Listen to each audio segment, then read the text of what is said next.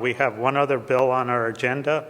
It is Senator Sosnowski's Bill 111, Genetic Counselors Licensing Act. This bill creates a licensing requirement for genetic counselors beginning July 2022. The Department of Health shall promulgate rules and regulations. We do have several people that are going to call in on this legislation. Senator Sosnowski is going to defer to those who will be calling in to explain what has arisen as good reason to have this type of legislation. There have been versions of this legislation in front of us for the last 3 years, I believe, but there will be I will recommend a hold on this based on the input we have already gotten and the technicalities you will probably hear from those who are calling in. That already gives us a couple of challenges to hold this bill and potentially revise it somewhat. The first person interested in calling in and discussing this bill is Stephen Alves on behalf of CARE New England.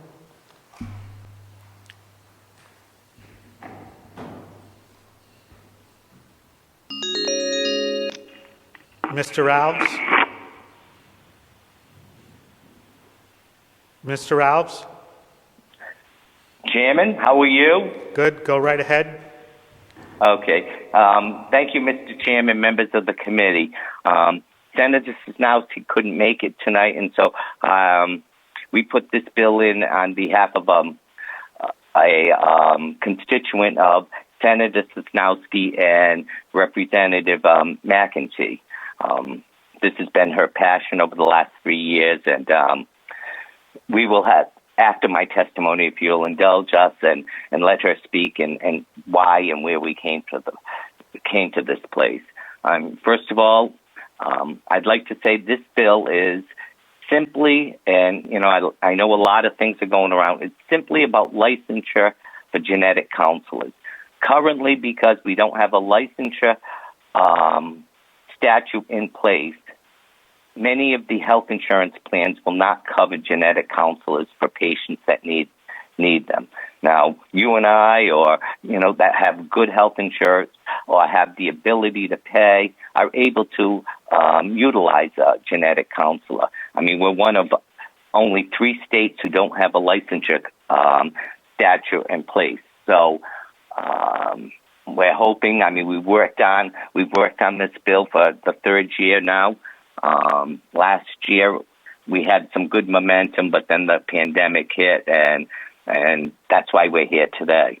But all it is, and I just want to do, there's no other intent other than plain old licensure. And I know there are other groups involved, and I've spoken with Senator Sosnowski and Representative McEntee that after the break, perhaps we could get some names together, because we all know that this legislation needs some tweaks. We have a host of people who are interested in this bill, and we'd love to get together and really work together to get this bill passed. And with that, I'd appreciate if you could have Tracy Keough, who is a cancer survivor, who went through this process and all about genetic testing, and if you'll indulge her to tell her story. So Jennifer is the next call we're going to take, if there are no questions from the committee for Senator Alves. Oh, Mr. Chairman, it's Tracy. Tracy, okay. We'll go after Jennifer because we already have her set up to be on the line. And then, okay. And then, so we'll go Jennifer and then Tracy, okay? Perfect. Okay, thank you. Yep. So the first person we'll speak to, if there are no questions for Senator Alves, is Jennifer Scalia.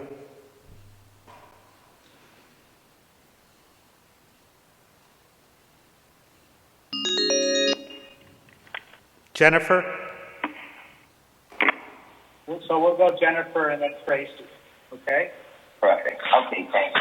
Jennifer, if you could turn down your Capital TV link and just talk to us through the phone so we don't get the delay, that would be great. Sure. Okay. Okay, so thank you, Chairman and members of the committee, for giving me the opportunity to testify in favor of Senate Bill 111, which would provide licensure for genetic counselors in Rhode Island. So let me just first quickly introduce myself. My name is Jennifer Scalia. I have my master's in human genetics, and I'm currently pursuing my doctorate in healthcare genetics. I've been practicing as a cancer genetic counselor for over 20 years. In 2002, after I developed a cancer genetics program in Stamford, Connecticut, I returned home to Rhode Island, as I am a native Rhode Islander, and founded the first cancer genetics program in Rhode Island at CARE New England, which is where I still practice today. I've had the privilege to care for thousands of high-risk patients, many of whom are people living right here in our community. So I'm only going to take a couple of minutes just to explain some things that we are witnessing in our healthcare community that we feel would improve with the licensure of genetic counselors. So practicing in the area of oncology, I can confidently attest that there is an overwhelming demand for cancer genetic counseling services, which unfortunately at times is negatively impacting the care of patients in Rhode Island. At CARE New England, I have a small team of 4 cancer genetic counselors, and even though we are already seeing roughly twice the number of patients per week as compared to the national average, we still have a backlog of over 4 months. And in addition, CARE New England only a couple months ago has started a new patient risk assessment program that is identifying an additional 150 individuals every week who qualify for cancer genetic services and need to be seen in our program. So this means that every 2 weeks, our 4-month backlog will grow by a month. And this is truly exponential growth, and it's really based on the major advances we're seeing in the field over the last 5 years.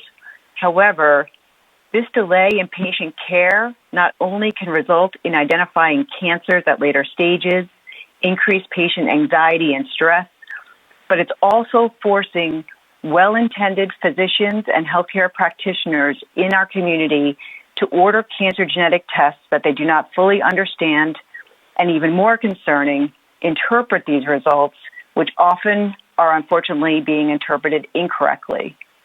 So again, while well-intended, their lack of genetic education and training is resulting in unnecessary treatments and surgeries for some of our patients in our community. And conversely, patients who are unable to access cancer genetic testing or have had an incorrect genetic test ordered by an untrained genetic professional are being diagnosed with cancers that could have been avoided. So by recognizing genetic counselors as licensed professionals, we'll be able to better ensure proper cancer risk assessment for patients in Rhode Island. This may also prevent unnecessary financial burden for both the patient and our healthcare systems by avoiding unnecessary risk-reducing procedures and diagnosing cancers at earlier stages. So therefore, this is only one important reason why I'm strongly supporting this bill, with amendments that you'll hear from John Richardson, I think, in a bit, and inclusive of experienced, well-trained counselors in order to provide Rhode Islanders with proper patient care and remove unnecessary risk to patients in our community and costs from our healthcare systems.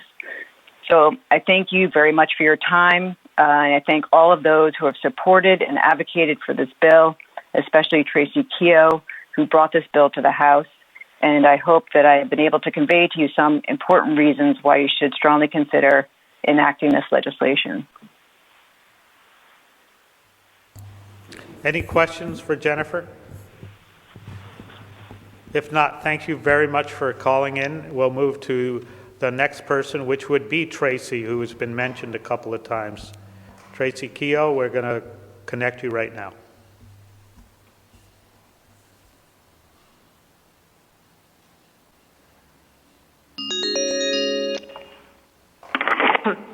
Tracy, can you hear us? Yes. Okay, go right ahead. Thank you, Mr. Chairman and members of the committee.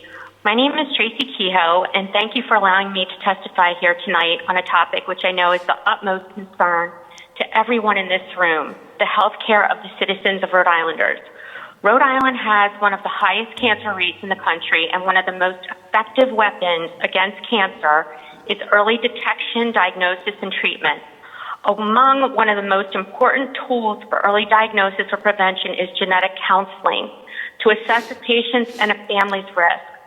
The medical professionals here tonight can speak to the clinical implications of the importance of genetic counseling, but I'm here to speak to you from the patient perspective and hopefully convince you of the dire need to pass this legislation before you. I am very fortunate to be here tonight.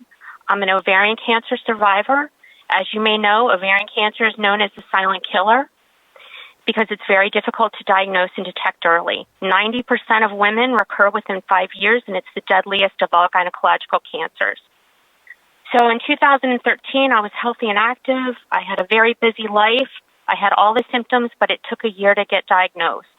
When the test came back suspicious for ovarian cancer, we were shocked, and I was immediately scheduled for a diagnostic surgery to remove a fruit-sized mass.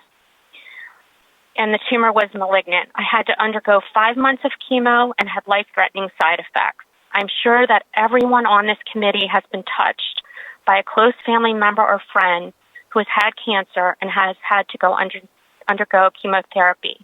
It was very traumatic for my family, and the process was very devastating to my 13-year-old twin boys who had to cope with the possibility of losing their mother.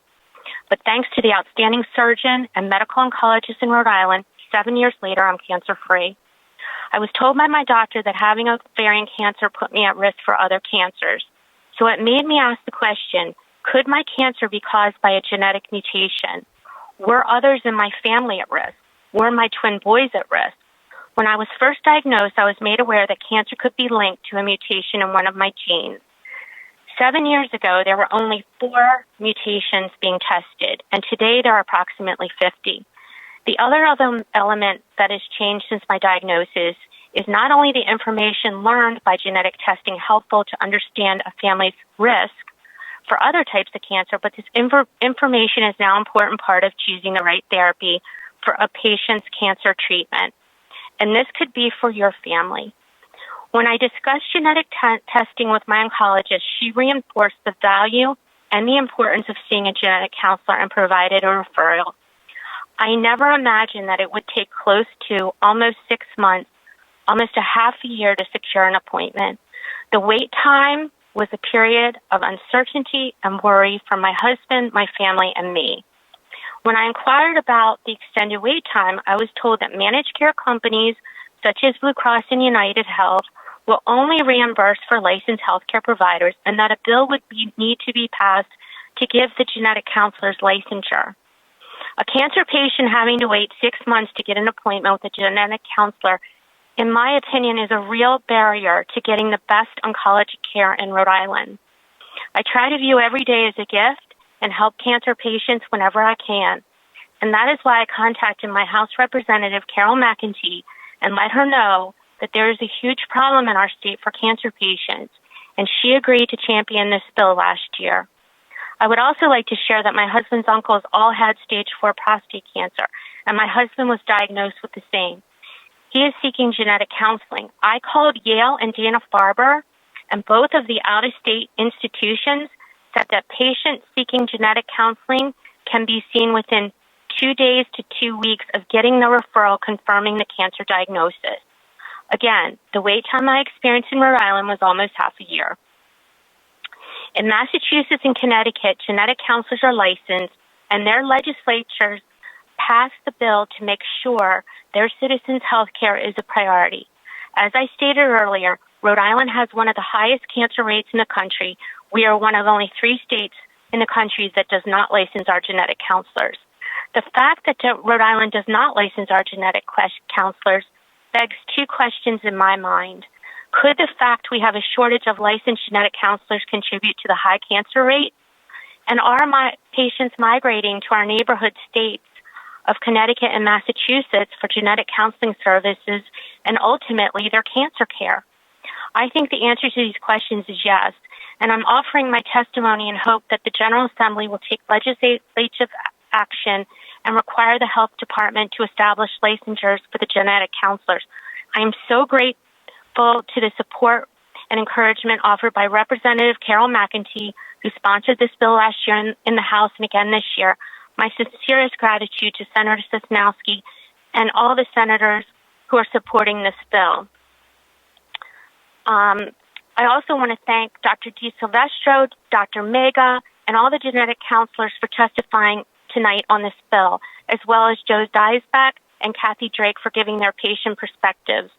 I want to thank the committee members here tonight who have the power to put health care first for our citizens in Rhode Island and create a meaningful change for cancer patients. On behalf of all the citizens of Rhode Island and their families coping and battling cancer, please support this bill. I thank you with all my heart. So Tracy, I want to congratulate you on being cancer-free. I mean, all of us, I speak for myself, know people who have recovered as healthily as you are and who've had less fortunate outcomes, so we're glad to hear that you're doing so well. My question about the bill, and one of the reasons we had the vaccination presentation today was because this is technically considered a Department of Health bill, so it was compatible to have them, not only because now is when the questions are coming in about vaccination, but the Department of Health, if they wished to, could have chimed in on this legislation as licensure is under that department. So it all worked out. The question I have is, everybody who's coming before us, at least that I know of, we haven't talked to them yet, but we do have several others who are calling in, are genetic counselors specific to oncology, is that correct? I'm not sure what their disciplines are. Yeah, I don't expect you, but some are. I would assume because they're mostly Care New England practitioners, there might be some that aren't. But can you talk about the scope of genetic counseling as it would be considered both within oncology and beyond oncology, and does this licensure cover all of that, or potentially could it cover all of those types of practice underneath what would be licensed under genetic counseling? I believe it does cover all genetic counseling. It would or would not? But I believe it would, but I think Dr. Mega, the genetic counselors, and Dr. DiSilvestro and Jen Scalia could speak more to that point. Okay. I'm just here to talk about the need for it because it's a real barrier to care for patients. Okay, we can defer to them. I'll leave the same question for them. Thank you. Yep. Are there any other questions from the committee for this caller? Thank you so much for calling in. So the next person we will try to connect for his testimony is Dr. Paul DiSilvestro.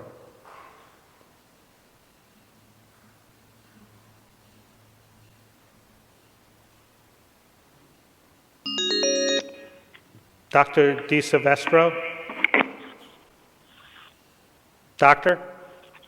Yes. Go right ahead. You're on with the committee. Oh, thank you.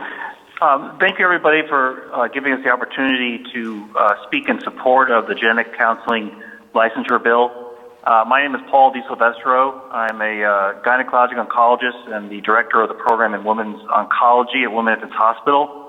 We focus primarily on the care of breast and gynecologic malignancies. And in our discipline, if not more than all other cancers, a very high rate of genetic mutations that impact the care of our cancer patients and also impact their treatment. So I've actually lived through the development of genetics in cancer. In my earlier days of training is when the BRCA gene was identified. And so earlier in my career, we tested for 2 genes. And now we do 80 gene panels to test for hereditary risk. And so along with that and the mapping of the human genome and the Cancer Genome Atlas project, the amount of information in genetics is daunting and basically exceeds that which the average provider could incorporate into their practice. So in our practice, genetic counselors are an integral part of our cancer care team. They are healthcare providers. They're highly trained. They have master's level training and examinations. They sit with patients and they counsel them. And as part of that, they provide and obtain incredibly important information as to patient risk as it relates to the ability to prevent disease, but also the identification of different genetic mutations allows us to actually pick their therapies now. So the advent of targeted therapeutics hinges very much on the understanding of a patient's genetic background. So we advocate for this licensure bill. We identify genetic counselors as integral parts of our team. They're as much a part of cancer care as the physicians are almost these days. And they should have the ability to order tests because basically the tests they order are based on the knowledge they gain from counseling patients. And so that knowledge is based on a fundamental understanding of the role of genetics and the importance of that in cancer care treatment decision-making. And so that's really the things I wanted to talk about. Again, we have 5 genetic counselors in our practice. We used to have 1. The role of genetics is exploding. The knowledge required to understand it and implement its care as part of the cancer care team is fundamental. And again, we as providers in our program strongly support passage of this bill. Along with that, I did want to add that we also have to identify the fact that Rhode Island has a small number of genetic counselors. So as part of the bill, we do understand that many of the people who've been practicing this discipline in our state should have the opportunity for licensure. So we fully support the elements of the bill that will allow for grandfathering in our current and existing providers, and then with the hope that licensing genetic counselors in our state will attract even more talent to come join us in our fight against cancer. So thank you. So, Doctor, I don't know if you heard my question for Tracy, but it was about most of the people I believe who are testifying are genetic counselors in the realm of oncology. And correct me if I'm wrong, but there are genetic counselors that go beyond oncology in their counseling. And I was wondering if the legislation as currently written accommodates everybody who would have the same qualifications but might practice beyond oncology. That is correct. There are, and now again, I can't speak to the particulars of their discipline, but there are genetic counselors in prenatal care. They have the same level of training and would qualify for the same level of licensure that those who work in the cancer field would as well. Thank you. Yes. Senator Calkin. Mr. Chair, and thank you for your testimony, Dr. DiSilvestro. When you said that the genetic counselors could order tests, were you referring to genetic testing, or were you also including things like a PSA or something like that, where they could do? No. They would have the ability to order the genetic testing that was indicated by their genetic counseling and meeting the patient and determining the family history, and then applying that to ordering the appropriate genetic testing. Okay, thanks for that clarification. I just wanted to make sure. So then they could then be put in touch with the doctor who would order the medical testing. That is correct. Okay, thank you. Other questions? Thank you very much. Appreciate it. Thank you for the opportunity. Yep. Have a good evening. So next we have John Richardson that we're going to try to connect with from the National Society of Genetic Counselors.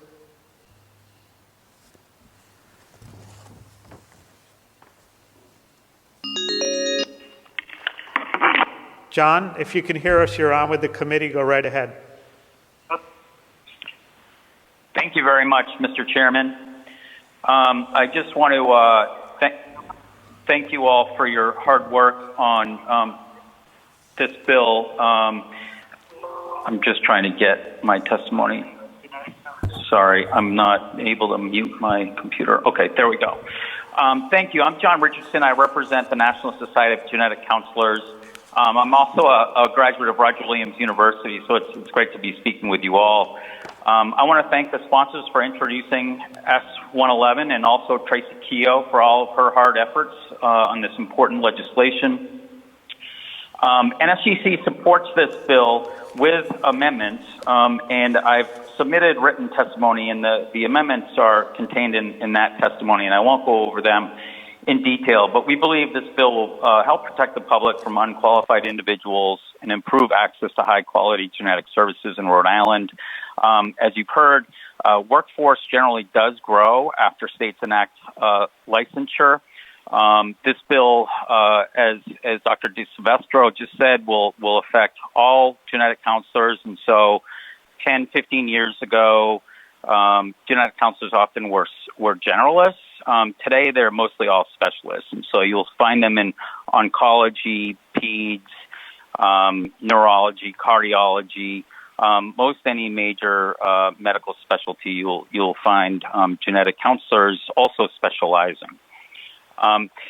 In terms of our amendments, most of them are fairly technical in nature. An example is that the bill uses the American Board of Genetic Counselors as the certifying body for the profession and also the accrediting body for the training programs. ABGC used to do both of those things, but they no longer certify training programs. There's an additional new body that does that, and so the bulk of the amendments clarify that. And then the main amendment modifies the scope of practice to better reflect the genetic counselor training in their practice. The scope of practice that's contained in the current version of the bill is a much older version, and I think it actually was a version that was in the Massachusetts licensure bill, which was enacted about 16 years ago. And there's actually an effort to modify that licensure bill in Massachusetts to bring it more up to modern day practice. The scope would allow genetic counselors to order genetic testing.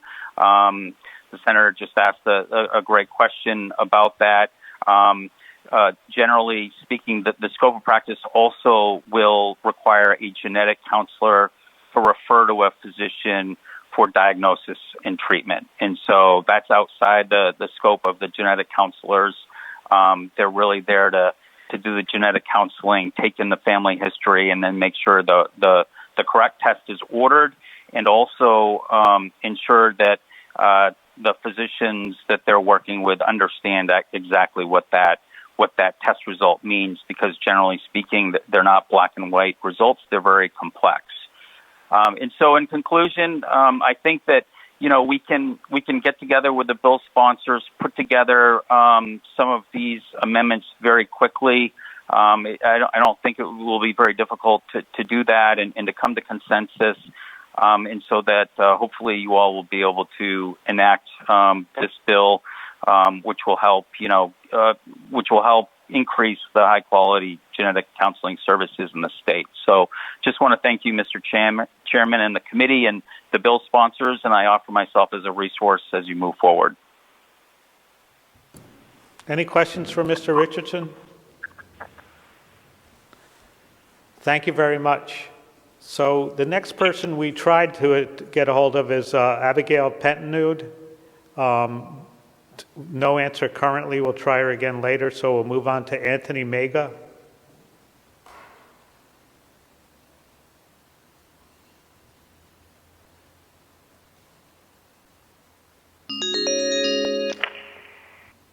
Mr. Mega? Thank you. I'm Anthony Mega. I am a physician with the Lifespan Cancer Institute and the director of genitourinary oncology. I'm associate professor of medicine at the Albert Medical School, and I am a member of the Legislative Patient Advocacy Committee of the American Society of Clinical Oncology. And I thank you for the opportunity to speak to you today about Senate Bill S-111. I just want introduce this my support for the bill with a patient story and a patient journey. I primarily take care of patients with prostate cancer as a general urinary oncologist. And Paul is a 55-year-old gentleman who came to me with, unfortunately, advanced prostate cancer. No family history of prostate cancer and no family history of other cancers. And I immediately, knowing that the guidelines were to send him for genetic counseling, which we now do for all patients with advanced prostate cancer, I referred him to genetic counseling within our center. In the meantime, I began Paul on treatment, and it was a very difficult prostate cancer to treat. Any therapy I employed for him only had a few months of efficacy. Approximately 6 months into his treatment, I was contacted from my initial referral from genetic counseling. And as a physician and a researcher in prostate genomics, I felt myself unqualified to do the genetic counseling or send out the genetic testing. So I waited for the appropriate qualified individual to do the appropriate testing. And she called me and she said that Paul had a certain mutation, something we call PALB2. And lo and behold, that opened up therapeutic options for him in a clinical trial in which he was able to participate in. And a year later, Paul is doing very well with his prostate cancer. And so I tell that story because genetic counseling is an integral part of the multidisciplinary management of many cancer patients, men and women, pediatric cancer patients. His applicability is widespread. And I ask people, if you want to learn more about this, to go to something called the NCCN guidelines. It's open to the public to learn about the importance of cancer genomics. And so Rhode Island is in a situation that we need to move away from. I wrote an editorial in April in the Rhode Island Medical Journal in which I noted about the progress that we have made in cancer care. And I also recognize that policymakers are part of this team. And with this legislation and hopefully ultimately the passage and the licensure of genetic counselors, our state will become more attractive for these very important health professionals to be part of the care team that we deliver to our cancer patients. So I thank you very much for taking up this very important bill. I thank my Senator, Susan Sinowski. I'm from her district, and I know Representative McEntee very well also. They're spearheading this effort, and all your interest is critically important. Any questions for Dr. Mega? And I'm sorry you weren't listed as a doctor on here, so excuse that. That's no problem, Okay. Chair. I understand. Okay. Any questions? That was very valuable anecdotal testimony. It gave another twist to my understanding for the use and importance of genetic counseling. Thank you. If there are no other questions, we'll move on. Kathy Drake, I believe, is the next person we're going to try to connect.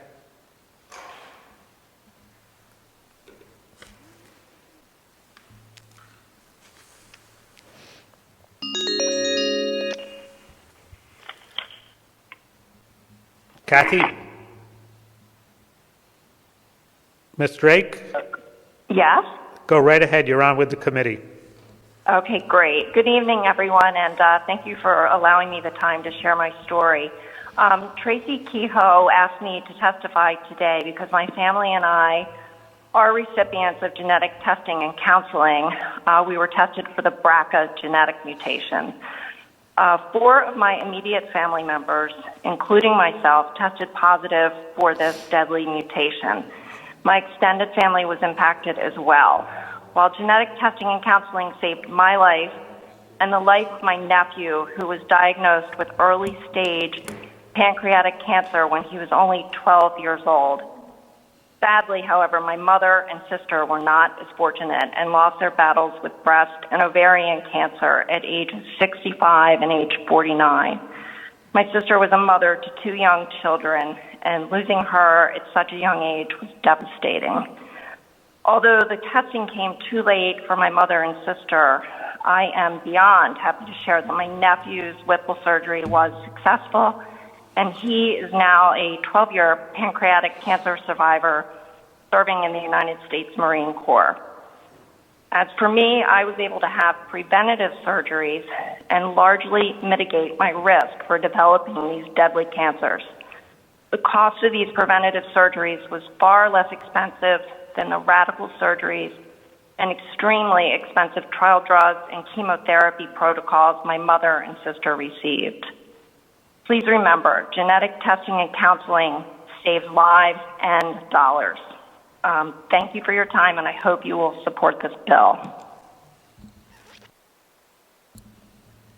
Any questions for Ms. Drake? Thank you very much for calling in.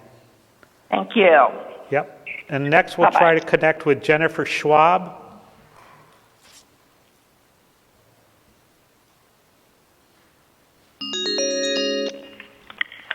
Ms. Schwab, you're on with the committee. You can go right ahead.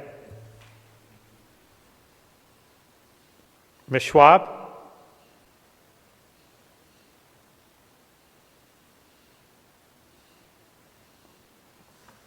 Jennifer? Let's try Mr. Campbell while we wait we'll try Jennifer later.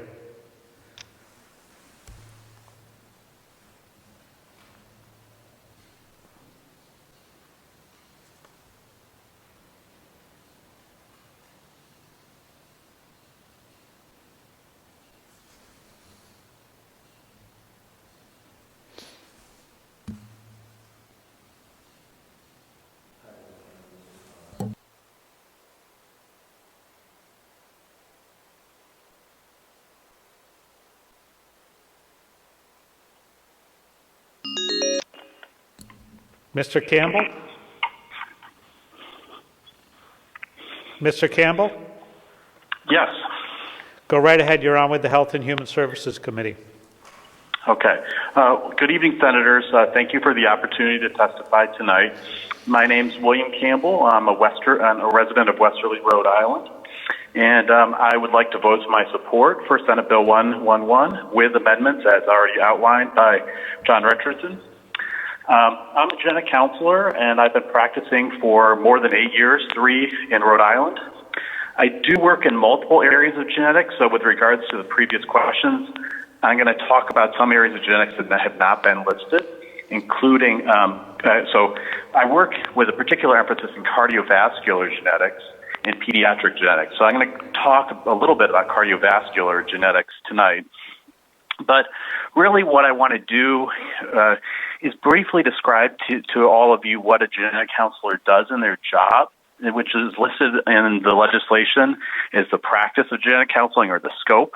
I'm not going to go through the legislation piece by piece, but I just want to provide a case that illustrates what it is that we do. About 9 months ago, a lovely 56-year-old woman came to see me. She had a condition called hypertrophic cardiomyopathy, and this is a genetic condition that affects the heart muscle. And she'd had this condition for over 40 years, and it had progressed to the degree that her heart was no longer effectively able to pump blood to her body.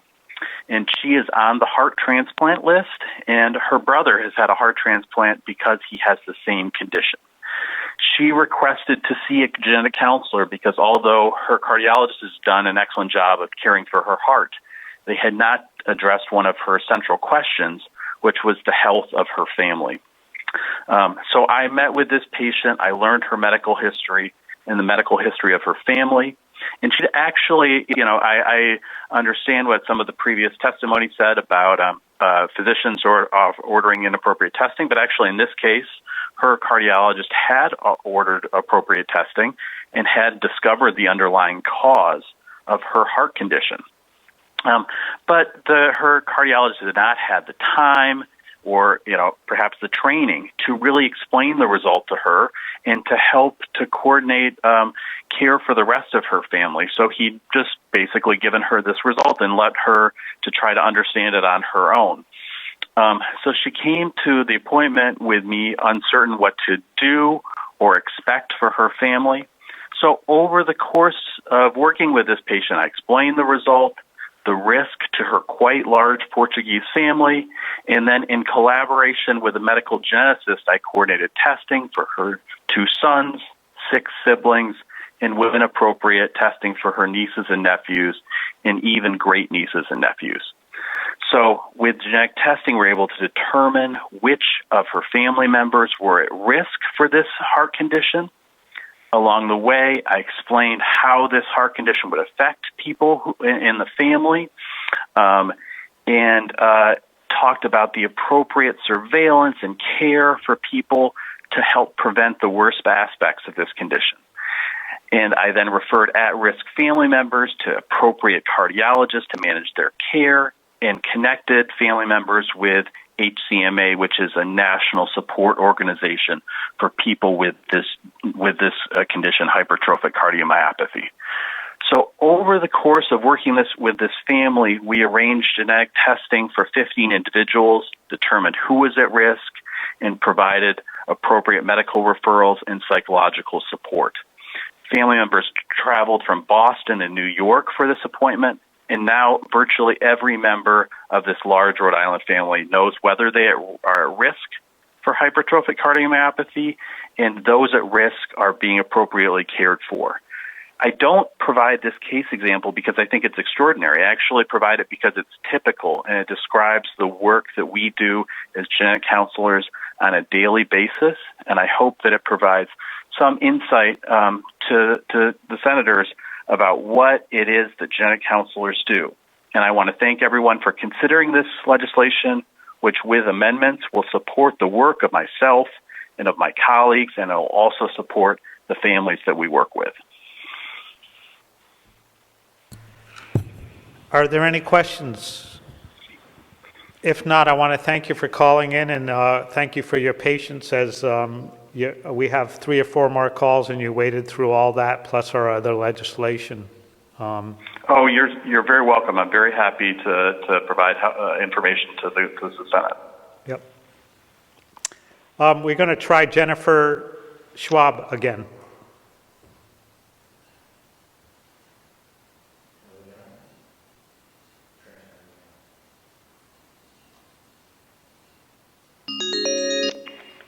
Jennifer, are you with us this time? I am. Oh, Thank you. Sorry. No, that's Sorry all right. about that technical difficulty. Well, this is all new to everybody, so it's working out pretty well considering. I agree. So let me introduce myself. My name is Jen Schwab. I'm a resident of East Greenwich, Rhode Island, and I am a genetic counselor. I have been practicing in Rhode Island for 8 years, and Senator Miller, to answer your question, does genetic counseling only cover oncology? And the answer is no, it doesn't. And I'm a good example of that. So in my practice, I see patients in a pediatric and general genetics clinic, where I also see adults. I see patients for neurological indications, for cardiology, and I also cover pediatric and adult oncology.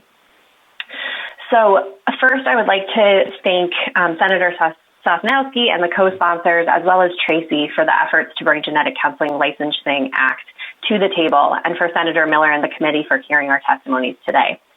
Myself and the genetic counseling community at large only recently learned of this bill, in fact, in the last week or so. While I am in full support of GC licensure in Rhode Island, I have reservations regarding S111 as it currently is written. John Richardson's highlighted a lot of those concerns, which can hopefully be corrected with these amendments.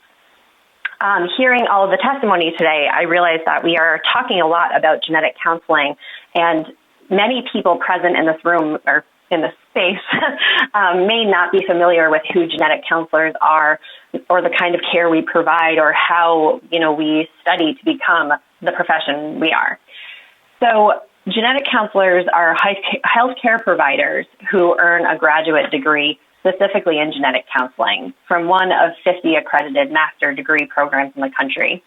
We study a combination of science and psychology and counseling theory. Through my education, I studied the genetic contribution to disease, how genetic mutations can lead to a particular condition or put someone at risk to develop certain health problems in their lifetime. I understand how genetic mutations can be inherited in a family or how they can occur brand new in an individual. I understand the signs to look for in a personal and a family history to determine if there is an increased risk for a genetic condition. And I understand the technology and the laboratory science and all of the test methods that are available, specifically genetic testing methods that are available that we can use to confirm or rule out a hereditary condition. But more than all of that, I understand the human side of this science. I'm trained to explain these pretty complex topics in a way that my patients can understand, regardless of their age, their culture, their education, or their cognitive abilities. I'm trained to be non-directive, to explain this information and the testing options in a balanced and unbiased way while supporting families through what we call their diagnostic odyssey. And I'm here to help families adjust to a new normal following the discovery of a genetic condition in their family. And I help them navigate their next steps to receive continued care. Often this involves educating other healthcare providers who do care for my patients in the long term. As I think it was Dr. DiSilvestro mentioned, a lot of healthcare providers have very minimal genetics understanding. And as the field is continuing to evolve and genetics is truly becoming part of almost every area of healthcare, we need more people that have expertise in genetics to be able to help ensure that quality care is provided. I am board certified by the American Board of Genetic Counselors. So after completing my 2-year master's degree, I passed my board exam and I recertify every 5 years by maintaining my continuing education requirements. Clinicians and patients need to know that the genetic counselors that they work with are adequately trained and are up to date on medical genetics. Issuing licensure would establish requirements and implement minimum standards for individuals regarding academic achievement, clinical experience, and the skills necessary to deliver the high-quality genetic counseling services that Rhode Islanders deserve. Currently, our state has no standard for who can identify themselves as a genetic counselor. Therefore, anyone can say that they're a genetic counselor, even if they've had no training, putting the quality of care that our Rhode Island patients are receiving at risk. While I am fully in support of genetic counseling licensure, as I mentioned, I do have reservations regarding the bill as it is currently written, specifically in regard to the scope of practice and qualifications, as John Richardson so nicely outlined. The NSGC has submitted that testimony along with the amendments that would ensure that this bill meets the standard that our state needs and deserves. Therefore, I offer my support for S-111 with those amendments. Thank you. So you've mentioned that Mr. Richardson has provided language that you agree with? Yes. Okay, so we will look at that because I think he's been in contact with us and has given us specific language. So. And I did just email that specific, or his testimony, to the co-sponsors on both the Senate and the House bill, as well as you, Senator Miller, and is it the corporations is where it's going to be heard in the House? I sent it to them as well. Thank you.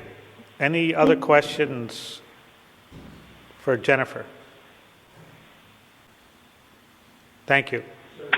Thank you. Oh, sorry. Senator Calkin? Okay. Thank you, Mr. Chair.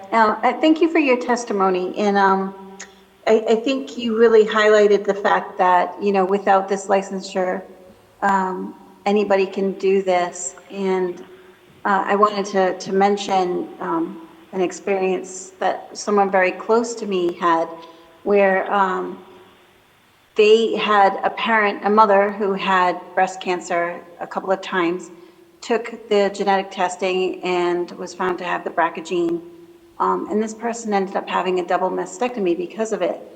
And, you know, it's, I guess, to put it into a personal perspective from someone I know, it's like, this is a huge decision to obviously go through. And I would expect that the person that they're going to talk to have this counseling actually be able to read the genetic text properly and really know what they're doing to be able to, walk someone through that process if that's, what ends up happening for them. So I want to thank you for highlighting that.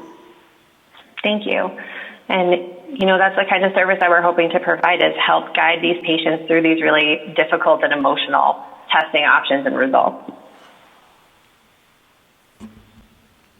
Thank you. I think we have one other question from Senator Valverde. Not so much a question as a comment, but I just wanted to thank you for your great testimony, giving that kind of deep background on your training and the services you provide. I think were really helpful for the committee and anybody who's watching. If so many of the healthcare services that we talk about in our committee are unfamiliar to the public and to us, unless we've had personal experience with it. So I think it's really helpful that you laid all that out there for us. It's been my pleasure. Thank you all for listening. Further questions from other members? I want to thank you again for joining us, and we'll try to connect with Joe Soybeck. Is that correct? Is that who's next on the line? Yep.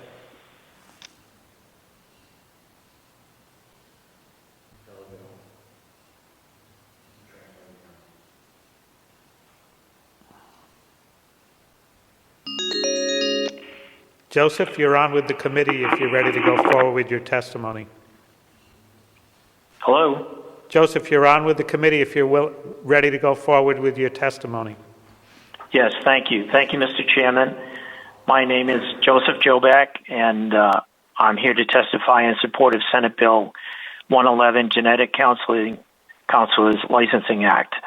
You've heard from a physician, clinicians, genetic counselors, and a patient, and I'm here to talk about from a caregiver's perspective and the impact on the family. I still remember the day 17 years ago when my wife called me at work, and she was just leaving her completed medical appointment, and nothing had been amiss. So I expected her to tell me that everything was fine, but everything wasn't. She had ovarian cancer and needed immediate surgery. I felt like I'd been punched in the gut. How could this be? 17 years later, my wife is still in treatment for cancer. She's had several recurrences, and she's in her fourth clinical trial. And we're grateful for the outstanding medical care that she's received, because had it not been for that, she would not have been here. In the weeks and months following her first surgery, it was impressed upon us that the role that family history can play in determining if you're at greater risk for cancer. We were advised to obtain genetic testing for my wife, myself, our two daughters, and my sister, who also had been treated for ovarian cancer and had a recurrence. All five of us received testing and follow-up counseling. Test results revealed that my sister and I, as well as my older daughter, have a BRCA1 mutation passed from my genes to hers. My wife and younger daughter have a BRCA2 mutation passed along from my wife to my daughter. We learned that our respective families have a history of breast and gynecological cancers on both the maternal and paternal sides. In short, we're at substantially greater risk for all types of cancers. My focus as a husband and a father was not just on my wife now and her cancer, but I had to worry about whether my two daughters might also develop cancer and go through what her mother was going through. I'm grateful that my wife and I, my sister, and my daughters were able to get genetic testing and follow up by a genetic counselor and do it in a somewhat timely way. The value of genetic testing and counseling as a preventative measure cannot be overstated. Since learning of my daughter's genetic predisposition to cancer, it's enabled them to implement a comprehensive screening and detection program to monitor the possible development of cancer symptoms and provide them assistance in reviewing future options to minimize their risks as they age. One of the speakers just preceding me talked about some preventative surgery that was taken by a close friend of hers, and that's what my daughters are also having to face as they get older. We were one of the lucky ones to be able to discuss our situation with a counselor. But not everyone is so fortunate. I know of other cancer survivors who have waited 6 months for a counseling appointment, and I know you've already heard that testimony. Can you imagine undergoing a colonoscopy and waiting 6 months to discuss your test results with your doctor? Or would you be comfortable waiting 6 months for the interpretation of your cardiology test results? I can tell you from personal experience, it takes a psychological and a physical toll on the caregiver and on the rest of the family members. Genetic testing and counseling provides us with the best chance to save ourselves, our children, and hopefully generations to come. One final note, you can't prevent cancer if you're not aware of the risk factors involved and are not monitoring your symptoms when they first occurred. And it was mentioned again by a previous person testimony about a woman of Portuguese descent who was unaware really of the resource available. And that's unfortunately very common as well. I'm not asking for your support for myself or my family tonight. Thankfully, we are actively monitoring our situation and we have a plan of action. I'm asking on behalf of your wives, sons, daughters, and all those other wives, sons, and daughters in Rhode Island, especially in the poorer communities where there's awareness and access is not as great as we are. We live in South Kingstown. We were able to avail ourselves of the support that can greatly benefit from timely access to professionally licensed genetic counselor and get the assistance that we've been afforded. We should take every opportunity to avail ourselves to prevent cancer or to at least diagnose it in the early stages. My wife and I have done what we needed to do to protect our family. I'm asking this committee and you, Mr. Chairman, also by approving this legislation, do the same for all Rhode Islanders. And I thank you very much for this opportunity to present my testimony. Any questions? I want to thank you for calling in. I believe you're the last person to testify. We had tried to get a hold of Dr. Spinett and Abigail, who signed up to call in, will submit written testimony. I don't think there's anybody else. We went through the list as thoroughly and completely as we could. This bill, as you've heard in testimony, is as important as it is. There have been proposed amendments, and they are from people who support the legislation, so they're not antagonistic amendments in any way. So I think we should, I would recommend a hold for this legislation so we can further discuss and potentially amend this legislation. Is there a motion? So moved. A second? Second. The clerk? Senator Bell. Aye. Senator Calkin. Aye. Senator DeMario. Aye. Senator Golden. Aye. Senator Lawson. Aye. Senator Valverde. Aye. Senator Miller. Aye. So before we adjourn, I want to thank a few people, especially the Department of Health. It was only 2.5 hours ago that we started with them, which is not bad for the Health Committee, especially meeting once a week. But that was important, and I hope everybody who participated or watched found it as valuable as I did.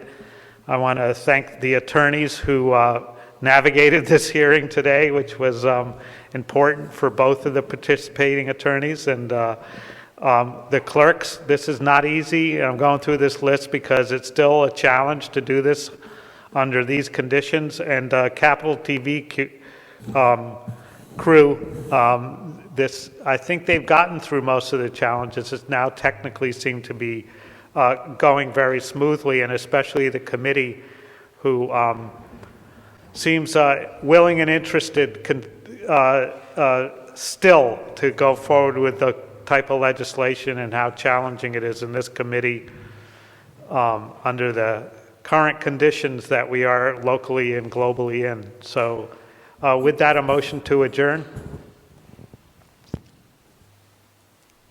So moved.